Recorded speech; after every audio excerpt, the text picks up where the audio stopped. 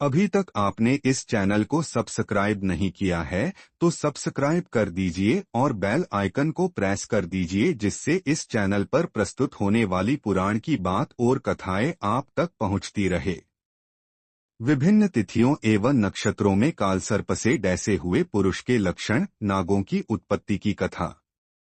कश्यप मुनि बोले, गौतम, अब मैं कालसर्प से काटे हुए पुरुष का लक्षण कहता हूँ। जिस पुरुष को कालसर्प काटता है उसकी जिह्वा भंग हो जाती है, हृदय में दर्द होता है, नेत्रों से दिखाई नहीं देता, दांत और शरीर पके हुए जामुन के फल के समान काले पड़ जाते हैं, अंगों में शिथिलता आ जाती है, विष्ठा का परित्याग होने लगता है, कंधे, कमर और ग्रीवा झुक जाते हैं, मुख नीचे की ओर लटक जाता है, आंखें चढ़ जाती हैं, शरीर में दाह और कंप होने लगता है, बार बार आंखें बंद हो जाती हैं, शस्त्र से शरीर में काटने पर खून नहीं निकलता, बेत से मारने पर भी शरीर में रेखा नहीं पड़ती, काटने का स्थान कटे हुए जामुन के समान नीले रंग का फूला हुआ, रक्त से परिपूर्ण और कौए के पैर के समान हो जाता है, हिचकी आने लगती है, कंठ अवरुद्ध हो जाता है, श्वास की गति बढ़ जाती है, शरीर का रंग पीला पड़ जाता है। ऐसी अवस्था को कालसर्प से काटा हुआ समझना चाहिए। उसकी मृत्यु आसन्न समझनी चाहिए।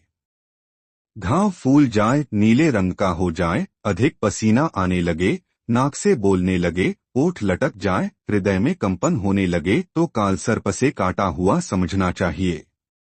दांत पीसने लगे, नेत्र उलट जाए, लंबी श्वास आने लगे, ग्रीवा लटक जाए, नाभि फड़कने लगे तो कालसर्प से काटा हुआ जानना चाहिए। दर्पण या जल में अपनी छाया न दिखे, सूर्य तेजहीन दिखाई पड़े, नेत्र लाल हो जाएं, संपूर्ण शरीर कष्ट के कारण कांपने लगे तो उसे कालसर्प से काटा हुआ समझना चाहिए, उसकी शीघ्र ही मृत्यु संभाव्य है।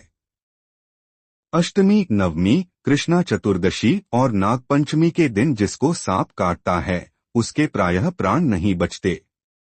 आर्द्रा, आश्लेषा, मघा, भरणी, कृत्तिका, विशास्त्रा, तीनों पूर्वा, मूल, स्वाति और शतभिषा नक्षत्र में जिसको सांप काटता है वह भी नहीं जीता।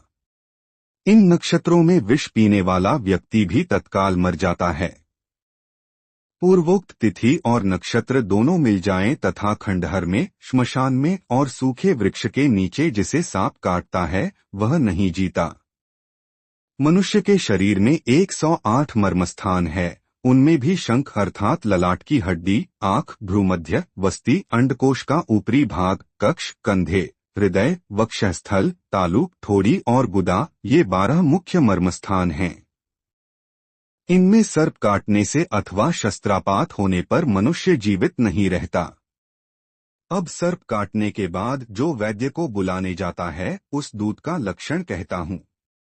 उत्तम जाति का हीन वर्ण दूत और हीन जाति का उत्तम वर्ण दूत भी अच्छा नहीं होता। वह दूत हाथ में दंड लिए हुए हो, 2 दूत हो, कृष्ण अथवा रक्त वस्त्र पहने हो, मुख ढके हो, सिर पर एक वस्त्र लपेटे हो, शरीर में तेल लगाए हो, केश खोले हो, जोर से बोलता हुआ आए, हाथ पैर पीटे तो ऐसा दूत अत्यंत अशुभ है। जिस रोगी का दूत इन लक्षणों से युक्त वैद्य के समीप जाता है वह रोगी अवश्य ही मर जाता है। कश्यप जी बोले, गौतम, अब मैं भगवान शिव के द्वारा कथित नागों की उत्पत्ति के विषय में कहता हूँ। पूर्व काल में ब्रह्मा जी ने अनेक नागों एवं ग्रहों की सृष्टि की। अनंत नाग सूर्य, वासुकी चंद्रमा, तक्षक भौम, करकोटक बुध, पद्म बृहस्पति, महापय शुक्र, कुलिक और शंखपाल शनैश्वर ग्रह के रूप हैं।